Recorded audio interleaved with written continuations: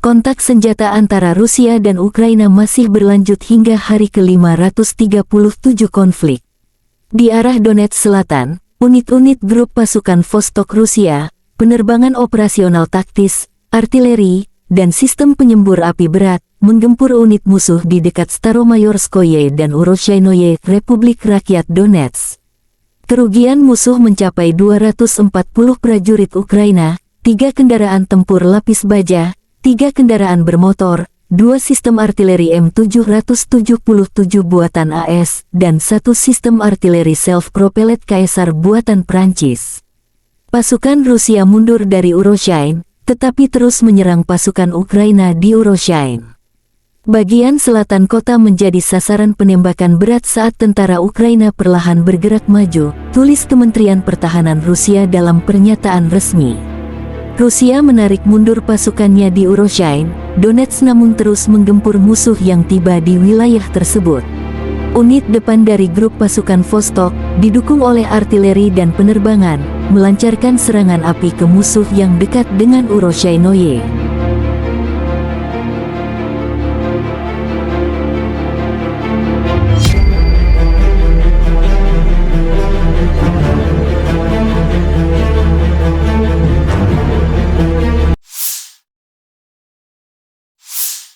Awak pesawat serang darat Su-25SM Distrik Militer Pusat Rusia meluncurkan serangan rudal terhadap posisi musuh di arah Krasny Liman.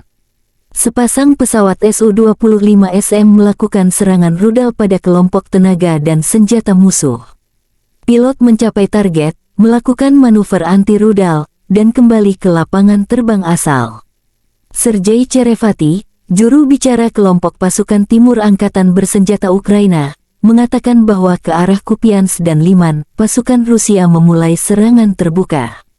Lebih dari 100.000 personel, lebih dari 900 tank, lebih dari 555 sistem artileri, 370 MLRS, kata Cherevati dalam sebuah pernyataan tanggal 17 Juli lalu. Musuh telah memusatkan unit pendaratan di sana, unit infanteri bermotor terbaik. Untuk diketahui, pada puncak jumlah pasukan Soviet di Afghanistan, ada 120.000 tambahnya.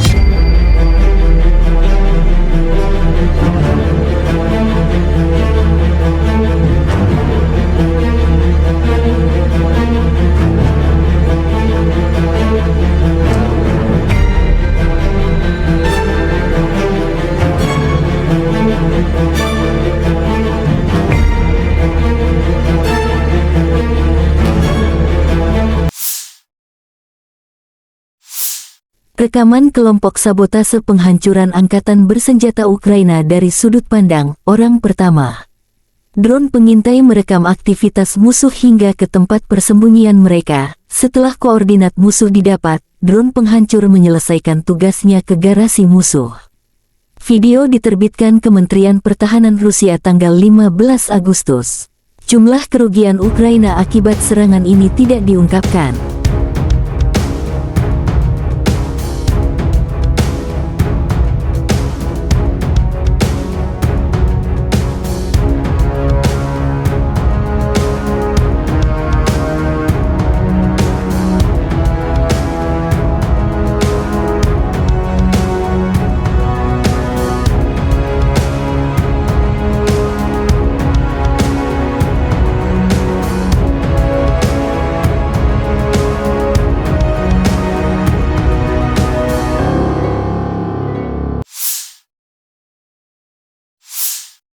Pasukan Ukraina mengklaim membebaskan 3 km persegi tanah di dekat Bakhmut di Oblast Donetsk selama seminggu terakhir, kata Wakil Menteri Pertahanan Hanna Maliar tanggal 14 Agustus.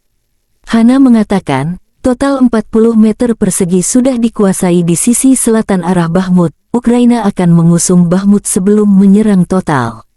Minggu ini, musuh mencoba merebut kembali posisi yang hilang di wilayah barat Klishchivka, Andriivka dan Kurdiumivka, tambah Hanna Maliar. Area Bakhmut tetap menjadi salah satu sektor utama dari serangan balasan Ukraina yang sedang berlangsung.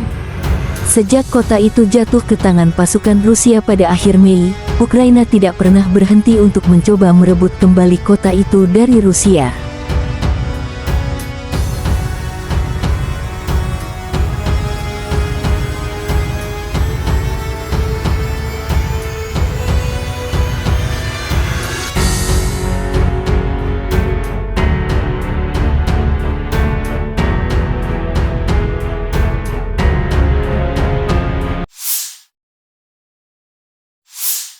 Kolonel Jenderal Oleksandr Seresky, Komandan Angkatan Darat Ukraina, menunjukkan cuplikan dari beberapa sistem peluncuran roket yang menyerang posisi musuh.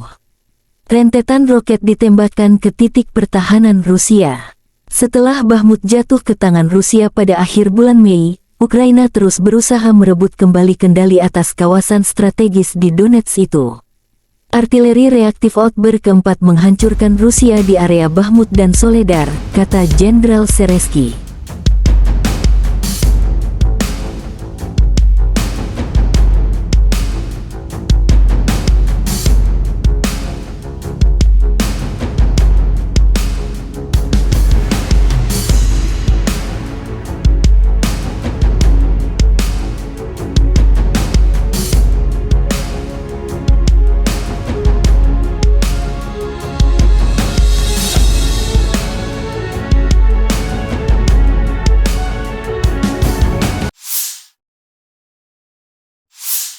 Angkatan bersenjata Ukraina mengklaim menghancurkan pos komando Rusia di Mariupol.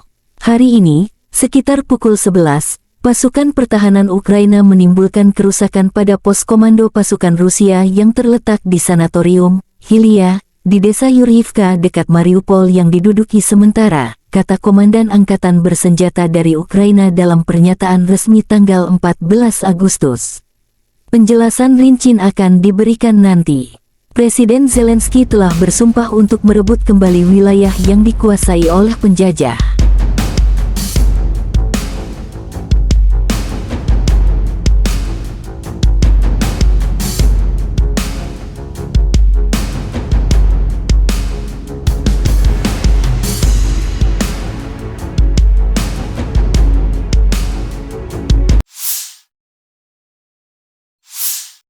Angkatan Bersenjata Ukraina melaporkan pada tanggal 14 Agustus bahwa Rusia telah kehilangan 254.380 tentara di Ukraina sejak awal invasi skala penuh tanggal 24 Februari tahun 2022.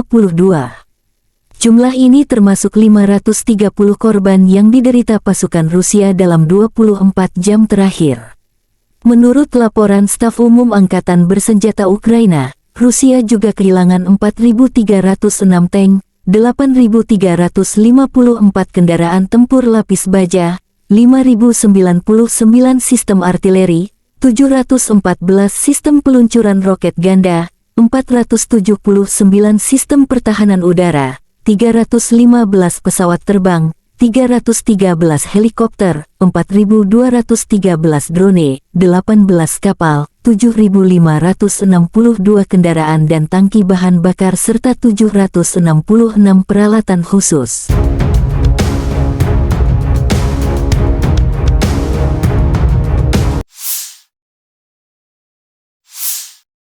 Letnan Jenderal Igor Konasenkov, juru bicara Kementerian Pertahanan Federasi Rusia, mengatakan, secara total Angkatan Bersenjata Ukraina kehilangan 458 pesawat, 246 helikopter, 5.736 kendaraan udara tak berawak, 430 sistem rudal pertahanan udara, 11.291 tank dan kendaraan tempur lapis baja lainnya. Juga 1.144 kendaraan tempur yang dilengkapi dengan MLRS, 5.877 meriam dan mortir artileri lapangan, serta 12.225 kendaraan bermotor militer khusus telah dihancurkan selama operasi militer khusus berlangsung.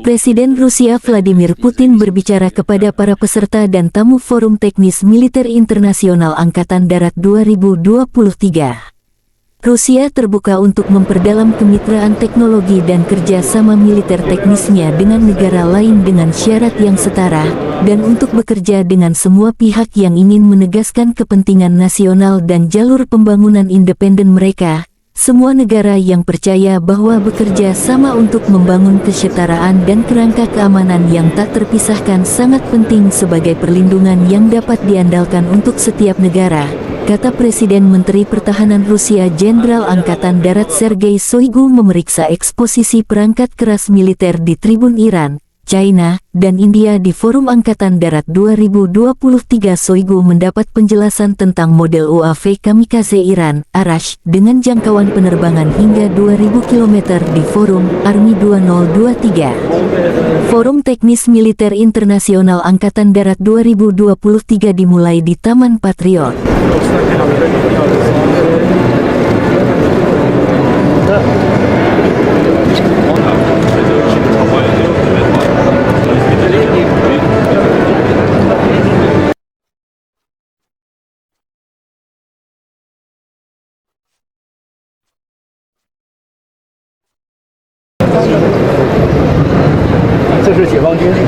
Fahrzeug da immer an. Die nasse mehr zu wird. 在中型的8吨到10吨的，这个UAV 8 GS，轻型的是2.5。Сейчас мы разрабатываем, занимаемся разработкой как раз двух фрегатов для индийских ВВС. Only in the Navy. У нас уже 6 есть таких фрегатов в индийском Этот корабль, который производится для индийских ВВС, это береговой тягачи, которые здесь представлены.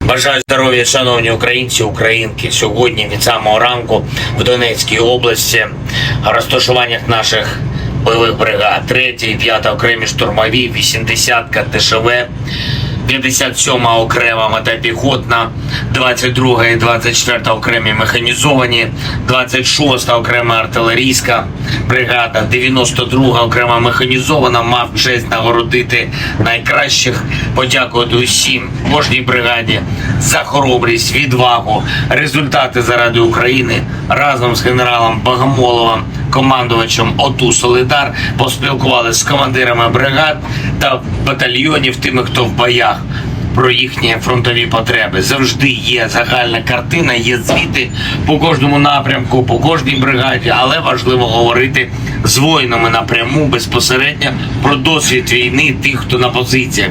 Сьогодні це були детальні, відверті розмови про наші наступальні дії, про постачання у війська, про можливості командирів, про те, якими є зараз ці можливості та якими вони мають бути. Зброя та дефіцитні снаряди, ремонт техніки, гостре питання, транспорт для евакуації поранених та час евакуації. Безпілотники, те, що застосовує ворог, ланцети, орлани, і те, що потрібно нашим воїнам від мавіків до кожної іншої системи безпілотників. Очевидно, що українське виробництво безпілотників, лелек, фурій тощо, а також постачання від партнерів, всі форми імпорту мають зростати. І це одне з найбільш вагомих завдань. Дуже важливо, щоб всі посадовці в системі оборони сприймали це завдання саме так, як про нього кажуть на передовій. Безпілотники – це витратний матеріал, їх має бути стільки, скільки треба саме воїнам треба нашим, щоб рятувати життя та забезпечувати результати в бою. Є що робити в цій сфері. Рано говорити, що нібито робиться достатньо. Важлива тема – це те, як командири можуть управляти особовим складом, мотивація воїнів, тренування бійців, комплектація підрозділів. Дуже багато проблем через неякісну роботу ВЛК. Військові командири мають займатися війною, а не бюрократією. Будемо готувати рішення.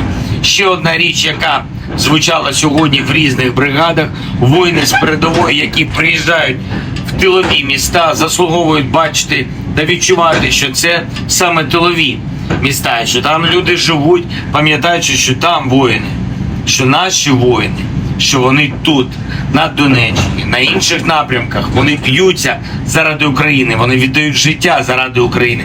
Свободу та незалежність здобуває не хтось там, на фронті.